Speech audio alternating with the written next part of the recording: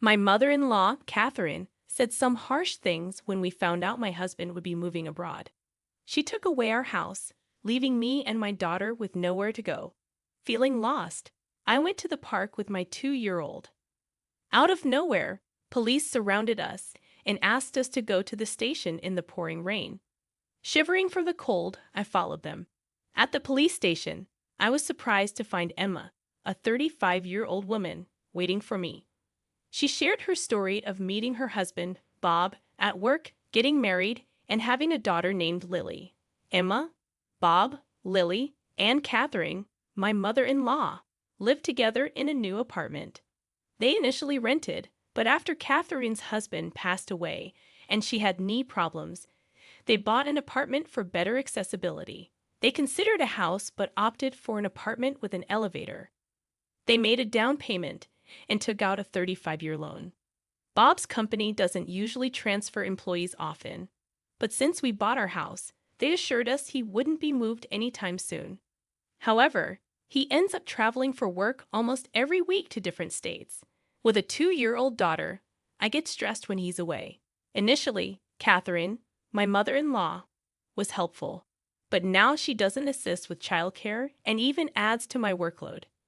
She leaves dishes around without cleaning them, and even when I ask her to rinse them, she just apologizes without taking action. Interestingly, she rinses the dishes when Bob is around, and I only noticed recently. I used to think it was okay since she occasionally helped, but now I believe she's intentionally making things difficult for me. She also plays games, like asking if I need anything from the store and later saying she actually did. This happens frequently. Despite her knee problems, I wanted to help her, but my willingness to assist is fading. I considered talking to Bob, but I didn't want to stress him more. Catherine's behavior started when we began living together and has continued for years. A friend suggested it might be a form of bullying and advised talking to Bob. However, I feared that involving him could lead to Catherine being placed in a facility since she has no other relatives. I considered enduring it until an event changed my perspective.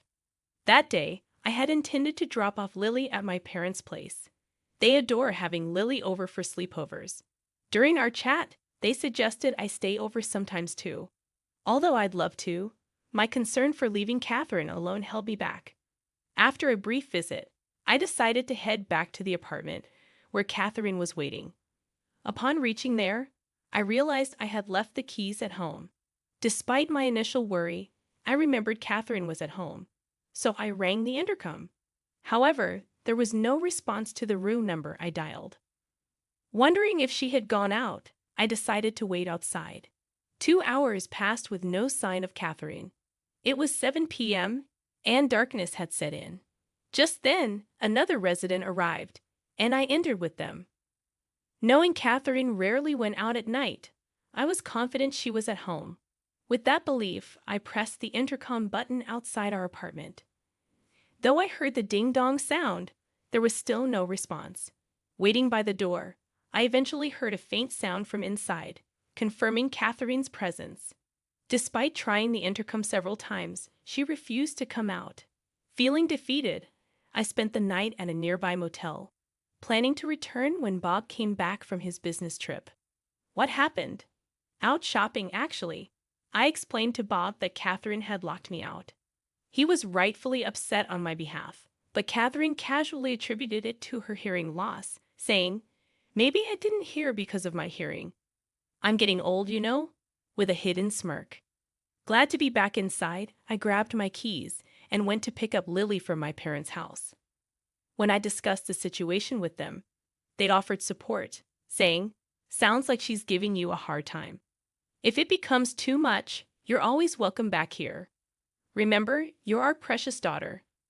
Their comforting words brought tears, but I quickly wiped them away in front of Lily and headed home. Things were quiet with Catherine for a while, but suddenly, Bob's permanent international transfer was confirmed. Despite just buying a place, he asked, "What do you think about staying in the U.S.? Can you handle living with my mom?" Unable to answer immediately, considering potential stress for Lily, I eventually decided it would be best for us to stay in the U.S. Shortly after this decision, Bob had to leave for Europe. Though he was concerned, work kept him occupied, so the life of me, Lily, and Catherine was about to begin. Living with Catherine took a turn for the worse once Bob left for Europe.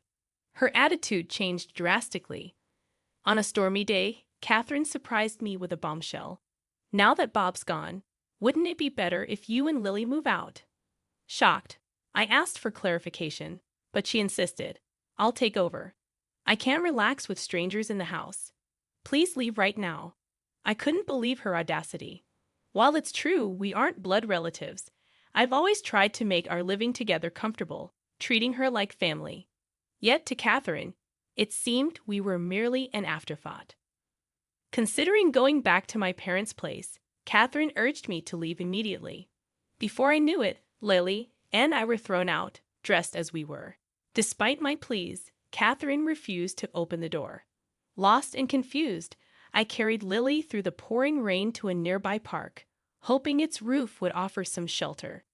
Ideally, I would have checked into a motel or returned to my parents' place, but I left my wallet and phone inside the house. Feeling helpless, I sat in the park, trying to figure out our next move. Time passed in the torrential downpour, and overwhelmed by fatigue and cold, I began to doze off. It was dark, and despite the summer, the cold was biting. As bad as things were, the only option seemed to be a 3-hour walk to my parents' home. While pondering our situation, I noticed 2 distant lights approaching through the rain. Despite the obscured visibility, I could tell they were police officers. Hoping for help, one of them called out, "Are you Enma? And is this little one Lily?"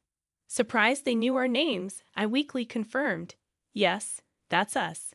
The officer then requested, "Please come to the station with us." Perplexed, I questioned, "Why the police station?" Unsure if something was wrong, I complied as they urged Lily and me into the patrol car. We were freezing, but the officers had brought large towels and assured us, "You might need these. We've got spare clothes at the station for you." Curious about how they knew about us and the reason for heading to the police station, I asked, "How did you know where to find us?" Their response was, "We'll explain everything once we're back at the station. For now, just try to relax." Exhausted, I soon dozed off and woke up to find we had arrived at the police station. Inside, to my surprise, I saw Catherine and my uncle. "Uncle, what are you doing here?" He explained that Bob had contacted him. "Bob suspected you might be having issues with his mom, and since he's abroad, he wanted me to keep an eye on things for him." My uncle shared that Bob had talked to him about this issue previously, asking him to keep an eye on things since he couldn't be there himself due to being overseas. He had seen us in the rain earlier and considered taking us in, but Catherine's extreme behavior prompted him to report it to the police. That's how the officers knew our location and came to our aid. Catherine, sitting on a sofa at the police station, glared at me, seemingly unaware of the reason for her presence. She argued, "Why do I have to be here? I have a bad knee. If Bob were here, this wouldn't be happening." Despite her protests, the situation arose from Bob seeking my uncle's help.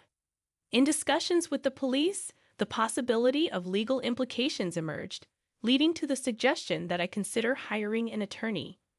Catherine dismissed it, saying, "An attorney? That's an overreaction. I just locked the door, that's all. I didn't do anything else." My uncle defended us, highlighting the severity of Catherine throwing us out in torrential rain. He asserted that, in fact, I was the rightful owner of the house. Catherine believed Bob was the owner, but she was mistaken. My uncle, running a real estate business, had arranged a great deal on a condo for us, recommended by Bob. The property was put under my name, a decision I had been indifferent about initially but now appreciated. Following my uncle's counsel, I opted to hire a lawyer. The legal expert conveyed that evicting Catherine would pose challenges, suggesting that placing her in a care facility might be the most feasible solution. Upon learning this, I promptly called Bob to provide an update. Bob, caught off guard by the escalation of the issue, expressed his desire to return from Japan for a thorough discussion. He mentioned considering the option of placing Catherine in a facility. Unaware of these developments, Catherine, still at the police station, casually snacked on crackers. Unable to return home with her, I decided to seek refuge at my parents' place until Bob's return. With Bob expected back in a week, I had some time to contemplate our next steps. If Bob didn't stand by me, divorce seemed like the only recourse. Regret lingered, wishing I had sought advice sooner. A week later, Bob returned from Europe, and I moved back home from my parents' place. Due to the urgency of his return, Bob had limited time in Japan before going back to Europe, so we needed to discuss our next steps. I heard some things from Emma's uncle. Is all of that true? Catherine stubbornly denied any wrongdoing, claiming it was all lies and that I was plotting to evict her. Surprisingly, Bob, who should have supported me, seemed inclined to consider Catherine's perspective. Do you have any evidence to prove Emma's plotting something? He asked Catherine. Evidence? Of course not, she replied. Bob then turned to me, asking if I had any evidence. Being busy with work, I hadn't been able to keep a close eye on things, but I handed Bob a voice recorder I had with me. What's this? When Bob played it, he heard recordings of Catherine not only evicting me, but also frequently berating me, calling me a worthless wife. In response, Catherine quickly defended herself, claiming it was taken out of context. Despite Catherine's attempt to downplay her actions, a barrage of recorded verbal abuses played from the voice recorder, revealing numerous instances, some of which weren't even captured. Bob's hand, holding the voice recorder, trembled with tension and anger. Catherine, looking guilt-ridden, claimed, "Everyone has their moments, right?